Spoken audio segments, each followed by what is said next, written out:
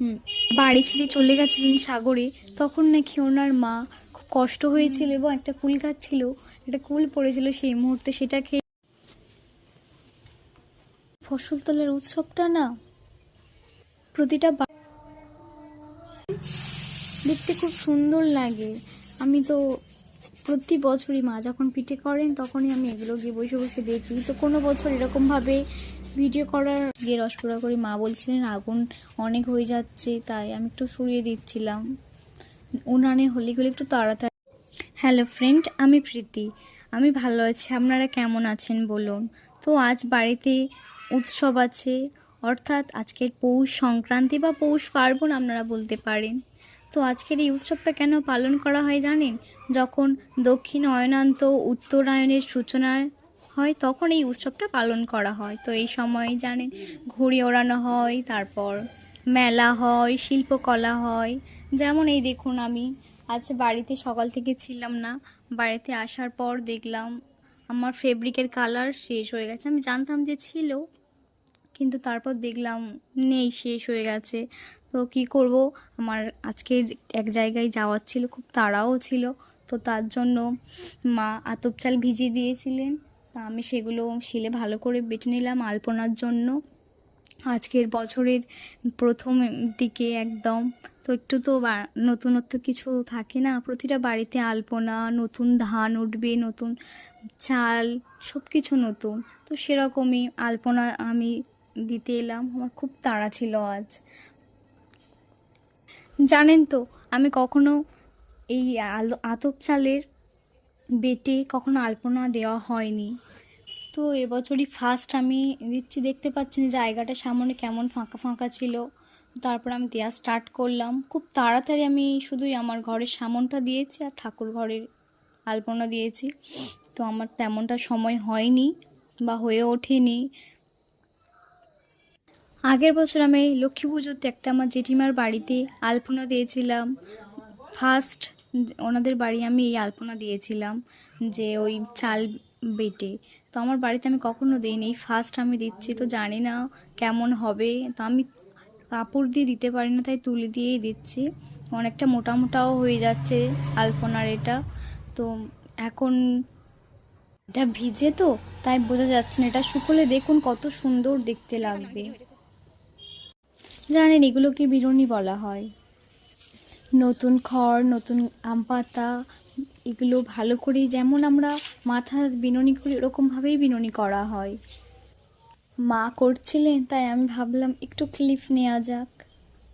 এই যে ফসল তোলার উৎসবটা না প্রতিটা বাড়িতে একটা আনন্দময় করে তোলে। এরকম উৎসব জানেন একটা হয়, সেটা হচ্ছে দক্ষিণ ভারতে। সেই উৎসবটার নাম হচ্ছে পোঙ্গাল। আমরা যেমন আলপনা করি তেমনই পোঙ্গল উৎসবে ওরকম রঙিন অলংকার বাড়ির প্রবেশদ্বারে আঁকা, এইসব ওনারা করেন। জানেন প্রতি বছর আমরা শিলেই বাটি, এবছর ফার্স্ট আমরা মিক্সিতে করলাম। তো প্রচণ্ড টাইট হয়ে গেছিলো ফার্স্ট, আমি জানতাম না তো, মানে এতটা টাইট হয়ে গেছিলো যে হাত দিয়েই বার করা যাচ্ছিল না। তারপরে মা বললেন তুই বিউলির ডাল দিসনি? আমি বললাম তো না দিইনি। বললো ওখানে আরও কিছু ডাল দে, তবে খেতে ভালো লাগে সরু চুগলি। তারপরে দেখুন কত সুন্দর হয়েছে। জানেন আমাদের বাড়িতে তেমন একটা সবাই কেউ পছন্দ করে না পিঠে, তো তার মধ্যে আমার ভালো লাগে রসপোড়াটা, খুব ভালো লাগে পাটিসাপটাটা ভালো লাগে, আর সরু চুগলিটা তো এমনি মোটামুটি খুব ভালো লাগে না। আমাদের বাড়িতে আমরা মোট 3 জন, তার জন্য বেশি পিঠে হচ্ছে না। বেশি পিঠে হবে না কারণ আমার বাবার একটু শরীরটা খারাপ, ঠান্ডা লেগে গেছে, তো তেমনটা কেউ পছন্দও করে না। বুঝতে পারছেন আমার এই কুল আছে, কুলের গাছটা, তো এখানটাও একটা গল্প আছে নাকি। নিমাই যখন নাকি বাড়ি ছেড়ে চলে গেছিলেন সাগরে তখন নাকি ওনার মা খুব কষ্ট হয়েছিল এবং একটা কুল গাছ ছিল, একটা কুল পড়েছিল সেই মুহূর্তে, সেটা খেয়েই জল খেয়েছিলেন, সেটাই নাকি শোক পাশান করেছিলেন। তো এটা একটা রিচুয়াল আছে, মায়েদের ওরকম জল খেয়ে নাকি এই কুল খেয়ে জল খেতে হয়। আপনারা এই যে হাতের বিনুনিগুলো দেখতে পাচ্ছেন, এটাও একটা রিচুয়াল। এই যে ধানের উপর থেকে তুললাম, ওখানে একটা রাখতে হবে, ঘরের মধ্যে একটা ভর্তি ধানের হাঁড়িতে রাখতে হবে, এবং চারিদিকে দিতে হবে। যে পোষ খোলা জ্বালবে ওখানে একটা দিতে হবে। ঘরের চালে দিতে হবে, ঠাকুর ঘরে দিতে হবে। এই যে দেখুন ঘরের চালে আমি দিতে এসেছি, প্রতিবারে জানেন ঘরের চালে যখন আমি এটা দিই না তখনই পড়ে যায়। প্রতি বছর সেই ছোটোবেলা থেকে আমারই পড়ে এটা দেওয়ার জন্য। মা বলে বলে দিচ্ছিলেন কোথায় কোথায় দিতে হবে। এই যে আমি দিচ্ছিলাম, দেখুন ফার্স্টবারে দিলাম তো পড়ে গেল, দ্বিতীয়বার ফের দিতে হলো। সেটাই আমি মাকে বলছিলাম, দেখো মা প্রতিবারের মতন এবারেও পড়ে গেল, কোনোবারে ঠিকঠাক থাকলোই না। তো চলো দেখা যাক আমাদের বাড়িতে কি কি পিঠে হচ্ছে। কলা গাছের একটা পাতা কেটে ওর মধ্যে একটা টুকরো নেওয়া হয়েছে গাছের। তো এই যে তেল দিয়ে কড়াটার মধ্যে পুরো দেওয়া হচ্ছে। এর মধ্যে সরু চুগলির জন্য মা দেবেন। তারপর জানেন এটা ঘুরিয়ে ঘুরিয়ে ঘুরিয়ে ঘুরিয়ে কি সুন্দর একটা পাতলা আস্তরণ তৈরি করেন, দেখতে খুব সুন্দর লাগে।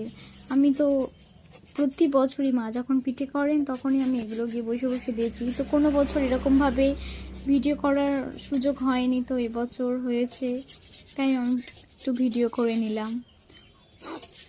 এই সময় মা একটা গল্প বলতেন। দুই বোন ছিল, ঠিক আছে, তার বাবা ওরকম ঘরের পিছনে কি কাজ করছিলেন দড়ি নিয়ে, আর ওই রকম করাতে সরু চুগলির জন্য দেওয়া হবে একটা আওয়াজ হয় না, তো যে কটা সরু চুগলি হবে সে কটা বাবা ওর ঘরের পিছন থেকে গেড্ডু দেবে।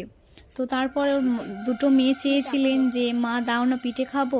তো মা বললো তোর বাবা জানতে পারলে তোদের বনবাসে রেখে আসবে। তো তারপর খাওয়ার পর তার বাবা তাদের বনবাসে দিয়ে এসেছিল। আর তারপর জানেন বনবাসে দিয়ে আসার পর বাড়িতে চলে আসার পর তারা হাজব্যান্ড ওয়াইফ তো ঝগড়া করছিলেন, এবং বনবাসে সেই দুজনের জানেন বাঘ খেতে আসছিলেন। তখন একটা গাছ দুভাগ হয়ে গেছিল এবং তারা তার গাছের মধ্যে ঢুকে যায় এবং বেঁচে যায়। এতটাই গল্প মা প্রতিবারে শোনাতেন, শুনতেও ভালো লাগতেন। বলতেন আমার তোদের দুজনার মতন, আমরা দুই বোনই তো আমাদের দুজনার মতন নাকি ওরা দুজন। আমার রসবড়াটা খেতে খুব ভালো লাগে। প্রতি বছরই আমি মার সাথে গিয়ে একটু রসবড়া করি। আগে মা ওই পিঠেগুলো করে নেন, তারপর আমি গিয়ে রসবড়া করি। মা বলছিলেন আগুন অনেক হয়ে যাচ্ছে, তাই আমি একটু সরিয়ে দিচ্ছিলাম।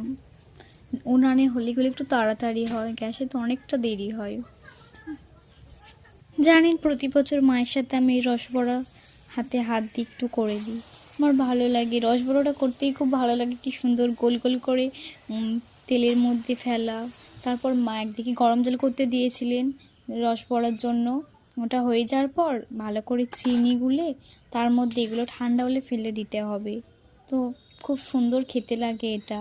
তা আমি একটা আপনাদের বলছিলাম না পোঙ্গাল মেলা, তখন চিৎকার করে উঠে বলেন সদস্যরা, দুধটা যখন মানে ফুটে ওঠেন না তখনই বলেন পোঙ্গালও পোঙ্গাল। আমাদের ওনাদের মানে একদম একই পার্বণটা, কিছু ডিফারেন্ট আছে কিন্তু একই একদম বলতে পারো। মায়ের হাতে রসবড়া কাল রাত্রে খাওয়া হয়নি, তো আজ ফার্স্ট আমি টেস্ট করছি, কেমন হয় জানি না, খেয়ে বলবো। খুব সুন্দর। আজ ভিডিও এতটাই। আপনারা ভালো থাকবেন, সুস্থ থাকবেন। থ্যাংক ইউ সো মাচ আমার ভিডিওটা পুরো দেখার জন্য।